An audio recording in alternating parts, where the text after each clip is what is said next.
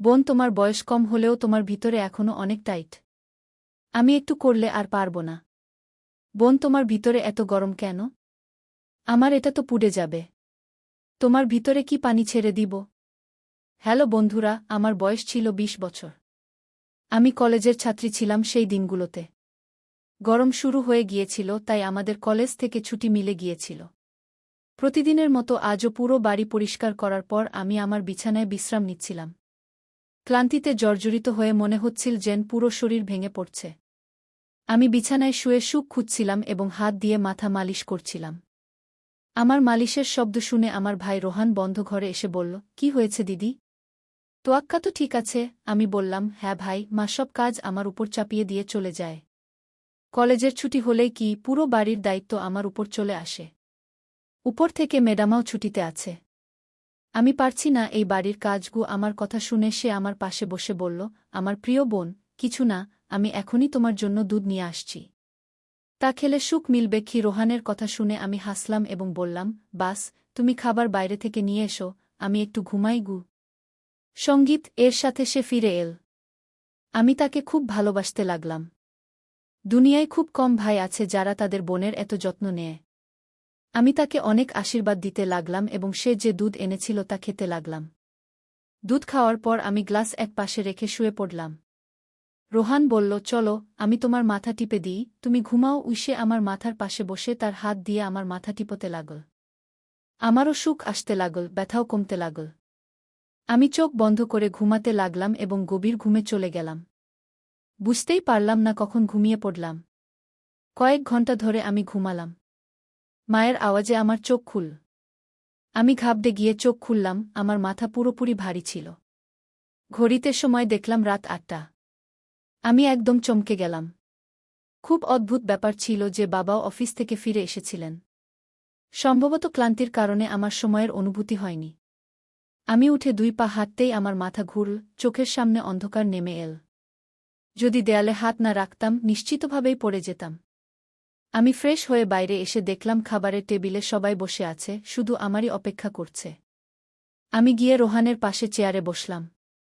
সে আমাকে দেখে রোহান আমার প্লেটে খাবার দিতে লাগল এবং মাকে বলল, মা, মনির উপর কাজের চাপ একটু কম করো। যদি মেড কাজে না আসে তাহলে তার জায়গায় অন্য কাউকে রাখো। এই বেচারা সারাদিন কাজ করে ক্লান্ত হয়ে যায়, দেখো তো এর রঙও ফ্যাকাশে হয়ে গেছে। আমার অবস্থা সত্যিই খারাপ হয়ে গিয়েছিল, আমি খুব ক্লান্ত বোধ করছিলাম। আমার মা এবং বাবা দুজনেই চাকরি করতেন, কারণ শুধু বাবার বেতনে বাড়ি চলা কঠিন ছিল। উপর থেকে আমাদের পড়াশোনার খরচও কম ছিল না, তাই আমার মাও সেই কোম্পানিতে চাকরি করতেন যেখানে বাবা করতেন। আমি এবং রোহান কলেজে যেতাম, কিন্তু এখন গরমের কারণে ছুটি ছিল, তাই আমাদের বাড়িতেই থাকতে হচ্ছিল। আমি লক্ষ্য করেছিলাম যে গত কয়েক দিন ধরে রোহান আমার সাথে কিছুটা বেশি আকর্ষণীয় হয়ে উঠেছে। যেদিন থেকে আমার ছুটি হয়েছিল সে আমার খুব যত্ন নিতে শুরু করেছিল। যদি আমি বাড়ির কোনো কাজ করতাম সে এসে আমার সাহায্য করত। যদি আমি ক্লান্ত হয়ে পড়তাম সে আমার মাথা টিপে দিত। আমি তাকে মানা করতাম, কিন্তু সে বলত, না দিদি, তুমি ক্লান্ত হয়ে গেছ, এত কাজ করছ, আমার অধিকার আছে তোমাকে সুখ দিতে। আমি নিঃশব্দে শুয়ে থাকতাম। কিন্তু এক রাতে যা ঘটেছিল তা আমার হুঁশ উড়িয়ে দিয়েছিল।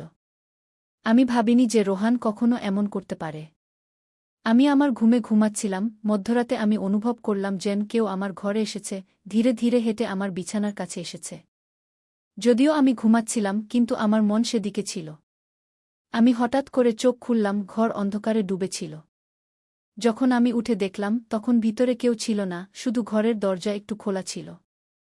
আমি ঘুমানোর আগে সবসময় দরজা বন্ধ করে ঘুমাতাম, তাহলে এটি কিভাবে খুলে যেতে পারে? আমি ঘুমন্ত চোখে উঠে দরজা লক করতে লাগলাম। দরজা লক করার পর আবার বিছানায় শুয়ে পড়লাম। আমার চোখ বন্ধ হওয়ার সাথে সাথেই আবার আমি পায়ের শব্দ শুনতে পেলাম, যেন কেউ বিছানায় আমার পাশে বসেছে। মনে হচ্ছিল যেন কেউ তার হাত আমার দিকে বাড়াচ্ছে, কিন্তু যখন আমি ফিরে তাকালাম তখন কেউ ছিল না।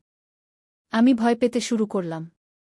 আমি উঠে ঘরের লাইট জ্বালালাম, দরজা খুলে বাইরেও দেখলাম, কিন্তু সেখানেও কেউ ছিল না। আজকের আগে কখনো এমন হয়নি যা এখন ঘটছে। আমার তৃষ্ণা পেল, তাই আমি ঘরের দরজা খুলে বাইরে বের হলাম। এই সময় রোহানও তার ঘর থেকে বেরিয়ে এল। আমাকে দেখে সে জিজ্ঞাসা করল, কি হয়েছে? তুমি এখনও জাগছ? আমি উত্তর দিলাম, কিছু না, শুধু এমনই মনে হচ্ছিল ও এমন মনে হচ্ছিল যেন ঘরে কেউ উপস্থিত আছে। পানি পান করে আমি আবার ঘরে ফিরে এলাম, আর পিছন পিছন সেও চলে এল। সে বলল, আপনাকে ভয় পাওয়ার কিছু নেই। যদি ভয় পাচ্ছেন, আমি আপনার পাশে ঘুমিয়ে যেতে পারি। আমি তাকে মানা করে বললাম, না, তোমার ঘুম নষ্ট করার দরকার নেই। তুমি তোমার ঘরেই ঘুমাও। কিন্তু সে জিদ ধরল, আমি আপনাকে কোনো অবস্থাতেই একা ছাড়তে পারব না। আপনার অসুস্থতা বাড়তে পারে। আমি আপনাকে কষ্টে দেখতে পারব না। আপনি ঘুমান, আমি এখানেই ঘুমিয়ে যাই। শেষ পর্যন্ত আমি বিছানায় গিয়ে ঘুমিয়ে পড়লাম, আর সে বালিশ তুলে সোফায় রেখে সেখানেই ঘুমিয়ে গেল। সেই রাতে আমার মনে হচ্ছিল যেন কেউ আমার মাথার কাছে বসে আমাকে দীর্ঘক্ষণ দেখছে। সে আমার চুলে হাত বুলাল, আমার মুখে আঙুল বুলাল, আর আমি শান্তিতে ঘুমাচ্ছিলাম। সবকিছু স্বপ্নের মতো মনে হচ্ছিল। পরের সকালে যখন আমি উঠলাম, আমার মেজাজটা খুবই অদ্ভুত ছিল। কিন্তু যখন আমি আমার ভাইকে লক্ষ্য করলাম, আমি হতবাক হয়ে গেলাম। ভাগ্যিস আমি নিজেকে একটি চাদর দিয়ে ঢেকে রেখেছিলাম। আমার শার্ট এলোমেলো হয়ে গিয়েছিল। আমি অবাক হলাম, কারণ আজকের আগে আমি কখনো এত আরামে ঘুমাইনি। আজ রোহন খুব খুশি মনে হচ্ছিল। জানি না কি কারণে। আমি তাকে জিজ্ঞাসা করতেই সে বলল, আমি তো প্রতিদিনই এত খুশি হই। যার আপনার মতো বোন আছে সে কেন খুশি হবে না? বাড়ির সব কাজ শেষ করে যখন আমি বসলাম, রোহন তেল নিয়ে আমার কাছে চলে এল। বলল, মণি দিদি, আপনি আপনার চুল খুলে দিন। আমি আপনার মাথায় ম্যাসাজ করে দিই। তার আচরণ আমার কাছে অদ্ভুত লাগছিল। আমি বললাম, এটা তোমার কাজ নয়। যাও, তোমার বন্ধুদের সাথে ঘুরে বেড়াও। আমার ম্যাসাজের দরকার নেই। কিন্তু সে আমার কথা শুনল না, নিজে থেকেই আমার চুল থেকে ক্লিপ খুলে বলল, আপনি জিদ করবেন না। ভাগ্যবানদেরই এমন ভাই মেলে। যখন আপনার ভাই আপনার সুন্দর রেশমি চুলে ম্যাসাজ করতে চায়, তখন আপনার কি সমস্যা হতে পারে? আসুন, আমি আপনার মাথার ম্যাসাজ করে দিই। আপনি অনেক শান্তি পাবেন। সে আমাকে তুলে ঘরে নিয়ে গেল।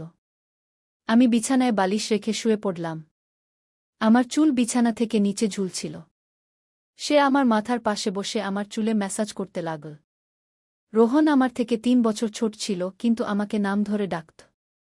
বলতো, আপনি এত সুন্দর যে আপনাকে দেখলে মনে হয় আপনি যেন সবসময় এভাবেই হাসতে থাকেন, আর আমি যেন আপনার আদর পেতে থাকি। সে আমার চুলে ম্যাসাজ করছিল, আর তার হাতে যেন জাদু ছিল। আমি এত মজা পাচ্ছিলাম যে আমি ঘুমের কোলে হারিয়ে যেতে লাগলাম। তেলের গন্ধ খুব চমৎকার ছিল। আমি তাকে জিজ্ঞাসা করলাম, এটা কোনো তেল? সে বলল, এটা খুবই বিশেষ তেল। বিশেষ আপনার জন্য? আপনার এত সুন্দর চুলের জন্য এটা তৈরি। তার কথা খুব মিষ্টি লাগছিল। আমি বুঝতে পারছিলাম না। এর মধ্যেই আমি ঘুমিয়ে পড়লাম। কিছুক্ষণ পরে যখন আমার চোখ খুলল, আমার পুরো শরীর ব্যথায় ভেঙে পড়ছিল। মনে হচ্ছিল যেন আমার পায়ে খুব বেশি ওজন চাপিয়ে দেওয়া হয়েছে। পুরো শরীর ব্যথা করছিল। ধীরে ধীরে উঠে বসলাম আর চারদিকে তাকালাম। যখন আমার ভাইকে লক্ষ্য করলাম, সে সম্পূর্ণ ভেজা ছিল, যেন কেউ আমাকে গোসল করিয়ে দিয়েছে। কাপড় ভেজা ছিল, পাখা বন্ধ ছিল, আর গরম লাগছিল। এসব কি হচ্ছিল? আমি খুব কষ্ট করে দেরিতে উঠলাম। আমার মাথা ঘুরছিল, হাঁটা কষ্টকর হচ্ছিল। আমি আমার অবস্থা বুঝতে পারছিলাম না যে এসব কি হচ্ছে। খুব কষ্ট করে বাথরুমে গিয়ে ফ্রেশ হলাম। আমার অবস্থা দেখে মনে হচ্ছিল যেন আমি ঘুমাইনি, বরং কোনো কঠোর পরিশ্রম করেছি। যখন আমি ঘর থেকে বের হলাম, আমার কানে কানে কিসের শব্দ শুনতে পেলাম। মনে হচ্ছিল যেন কেউ কারো সাথে কথা বলছে। বাড়িতে আমার আর তার বাইরে কেউ ছিল না। তাহলে সে কার সাথে কথা বলছিল? আমি প্রথমে কিচেনে পানি পান করতে গেলাম, কিন্তু তখন পর্যন্ত আওয়াজ বন্ধ হয়ে গিয়েছিল। আমি কিচেনের দরজার পাশে দাঁড়িয়েছিলাম যখন সে বসার ঘর থেকে বের হল। তার হাতে অনেক টাকা ছিল, যা দেখে সে হাসছিল। আমার কপালে ভাঁজ পড়ল। পরের মুহূর্তেই তার নজর আমার উপর পড়ল। আমাকে দেখে বলল, মণি, আপনি কি? আর তার হুঁশ উড়ে গেল। আমি হেঁটে তার কাছে গেলাম। সে তাড়াহুড়ো করে টাকা তার প্যান্টের পকেটে ঢুকাচ্ছিল। কিন্তু আমি তার হাত ধরে টাকাগুলো সামনে এনে বললাম, এত টাকা তোমার কাছে কোথা থেকে এল? সে নজর নামিয়ে বলল, আপনি প্লিজ বাবাকে বলবেন না। এ টাকা বাবার বন্ধু দিয়েছে। আমি জোর দিয়ে জিজ্ঞাসা করলাম, কে? সে বলল, এ টাকা বাবার এক বন্ধু অনেক বছর আগের ধার হিসেবে ফেরত দিয়েছে। আমি ভেবেছিলাম এ দিয়ে মোবাইল কিনব, কিন্তু সে টাকা আমাকে দিয়ে দিল। আমি বললাম, হ্যাঁ, তুমি ভালো করেছ। বাড়ির অবস্থা দেখো কত খারাপ। আমাদের বাবা মা দুজনেই চাকরি করছেন, আর তুমি মোবাইল নেওয়ার কথা বলছ। সে লজ্জিত ছিল। আমি সেই টাকা রাতে বাবাকে দিয়ে দিয়েছিলাম।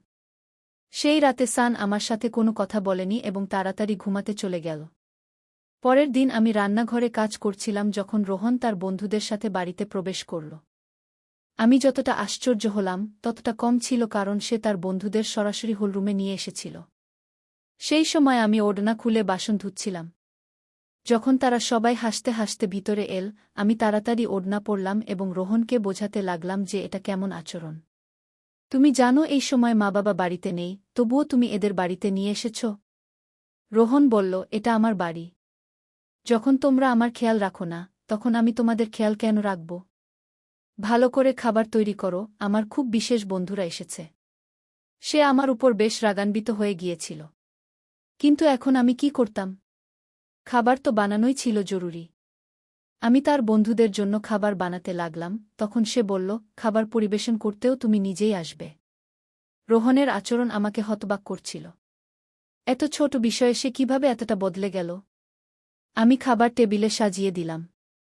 আমি লক্ষ্য করলাম যে তার বন্ধুরা বারবার আমাকে একদৃষ্টে তাকিয়ে দেখছে।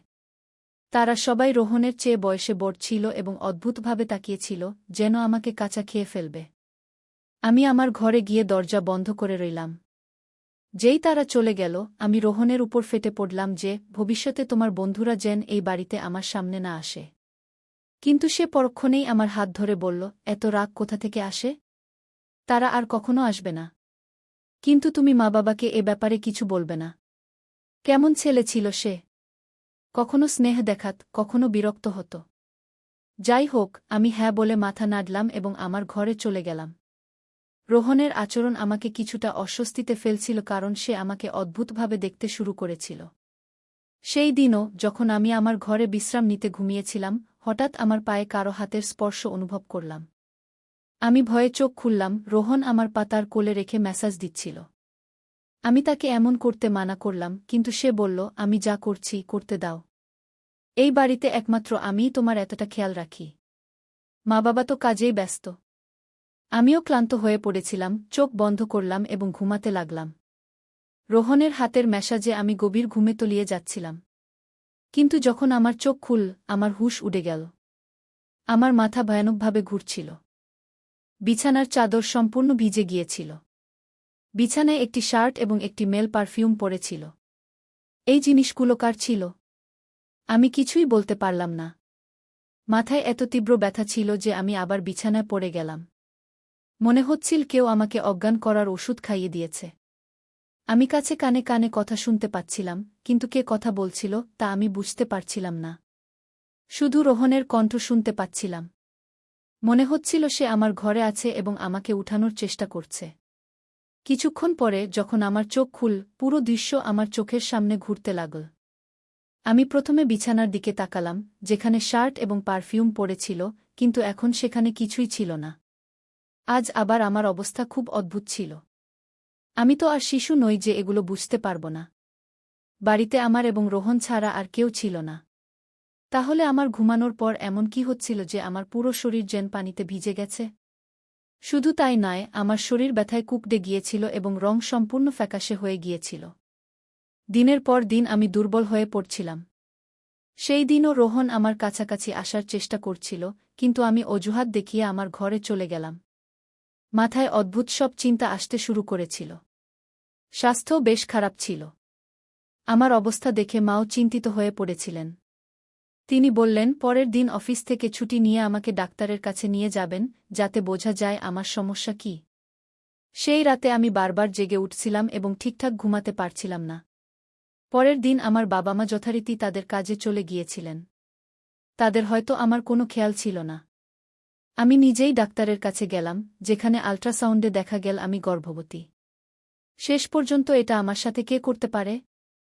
রোহন আমার ভাই ছিল। কিন্তু তখন আমার মাথায় আসল যে আমি তাকে সৎ ভাই মনে করি। ব্যাপারটা এমন ছিল যে কারো কাছেই এটা গোপন ছিল না যে রোহন আমার সৎ ভাই। সে আমার মায়ের দ্বিতীয় বিয়ের সন্তান, আর আমি মায়ের প্রথম বিয়ের সন্তান। এই ধরনের চিন্তাগুলো আমাকে ভুল পথে নিয়ে যাচ্ছিল। বুঝতে পারছিলাম না কিভাবে আমার বাবা মাকে এটা বলবো। আমার সৎ ভাই যখন আমার পাশে বসত, কখনো আমার হাত ধরে রাখত, কখনো আমার গাল টেনে দিত। একদিন আমি হাসপাতালে গেলাম এবং অ্যাবর্শনের আগে ডাক্তারকে বললাম এই বাচ্চার ডিএনএ টেস্ট করুন। ডাক্তার রিপোর্ট দিলেন এবং যখন আমি দেখলাম আমার শ্বাস যেন আটকে গেল। যা আমি বুঝতে পেরেছিলাম এটা এমন কিছু ছিল না, বাচ্চাটা অন্য কারো ছিল, কিন্তু কে হতে পারে? আমি আমার রুমে মোবাইলের ক্যামেরা লাগিয়ে দিয়েছিলাম। একদিন যখন বাবা মা বাড়িতে ছিল না, রোহন আবার আমার কাছে এল এবং আমার মাথায় মালিশ করতে শুরু করল। আমি অনেক চেষ্টা করলাম যাতে না ঘুমাই, কিন্তু তেলের সম্ভবত অজ্ঞান করার ওষুধ ছিল। যেই আমি ঘুমালাম, অজ্ঞান হয়ে গেলাম। 2 ঘণ্টা পর জ্ঞান ফিরল, বাবা মাও বাড়ি ফিরে এসেছিলেন। যখন আমি রুমের রেকর্ডিং দেখলাম, আমার পায়ের নিচে মাটি সরে গেল। রোহন আমার রুমে তার কামুক বন্ধুদের নিয়ে আসত, যারা আমার সাথে খারাপ কাজ করত। তাদের কাজ শেষ করে তারা রোহনকে টাকা দিয়ে চলে যেত। এটা জানার পর আমি ভেঙে পড়লাম। আমি রুম থেকে বের হয়ে রোহনের গলা ধরে ফেললাম এবং থাপ্পড়ের বৃষ্টি করে দিলাম। তখন মা বাবাও এসে গেলেন এবং বাবা রেগে আমার হাত ধরে বললেন, তোমার জ্ঞান আছে? তুমি পাগল হয়ে গেছ? কেন মারছ এটাকে? আমি কাঁদতে কাঁদতে ভিডিওটি দেখালাম যে এই নীচ মানুষটা আমার সাথে কি করছিল। ভিডিও দেখে মা মেঝেতে পড়ে গেলেন, বাবাও বিশ্বাস করতে পারছিলেন না। তিনি রোহনকে ধরে খুব মারলেন, তার মুখ ও নাক থেকে রক্ত পড়ছিল। রোহন রেগে বলল, আমি এটাকে কখনো আমার বোন ভাবিনি। আমার টাকার দরকার ছিল, লোকেরা এটার জন্য লক্ষ লক্ষ টাকা দিতে রাজি ছিল। আমার নিজের প্রয়োজন মেটাতে হয়েছিল, তাই এই পদক্ষেপ নিয়েছি। নিজের বোনের দেহ ব্যবসা করিয়েছি। আমি আমার কানে হাত দিয়ে শুধু কাঁদতে লাগলাম। বাবা তাকে এত মারলেন যে সে রক্তাক্ত হয়ে গেল, কিন্তু কোনোরকমে নিজেকে তাদের থেকে ছাড়িয়ে বাড়ি থেকে পালিয়ে গেল এবং আর কখনো ফিরে আসেনি। আমার পেটে যে বাচ্চা ছিল তা অবৈধ ছিল, আমি অ্যাবর্শন করিয়ে নিয়েছি। কিন্তু রোহন যে ঘৃণ্য খেলা আমার সাথে খেলেছে, আমি মরেও ভুলতে পারব না। ভাই সেই হয় যে আপনাকে মন্দ থেকে বাঁচায়। কোনো অচেনা পুরুষের হাতে আপনার যুবতী বোন বা মেয়েকে ছেড়ে দেওয়া বড় বোকামি, কারণ শয়তানপন্থী মানুষ সবসময় অপেক্ষায় থাকে কখন তারা কোনো নিরীহের ইজ্জত নষ্ট করবে। তাই আমি আমার সব দেখার ও শোনার দর্শকদের এই অনুরোধ করব, সবসময় আপনার বোন মেয়েদের খেয়াল রাখুন এবং কোনো অবস্থাতেই একা ছেড়ে দেবেন না। বন্ধুরা, এখানে ভুল বাবা মার ছিল, যারা টাকা কামানোর চেষ্টায় বাচ্চাদের থেকে একদম বেকবর হয়ে গিয়েছিলেন। অথবা আমার ভুল ছিল যে আমি আমার সৎ ভাইয়ের সাথে এই বাড়িতে থাকতাম, আমি তার উপর অতিরিক্ত বিশ্বাস করতাম, তাকে আমার নিজের ভাই ভাবতাম। তাই বন্ধুরা, নিজের এবং পরিবারের খেয়াল রাখুন। দেখা হবে অন্য কারো নতুন গল্প নিয়ে, ততক্ষণ পর্যন্ত বিদায়।